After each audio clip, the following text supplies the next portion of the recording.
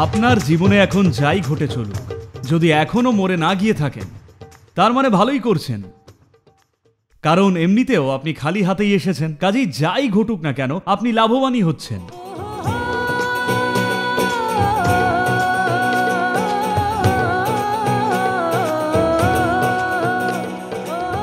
আপনার কি আছে, কি সঞ্চয় করেছেন তা আপনার জীবনের নির্ধারক নয়, বরং আপনার জীবনের অভিজ্ঞতাটা কতটা গভীর সেটাই নির্ধারক।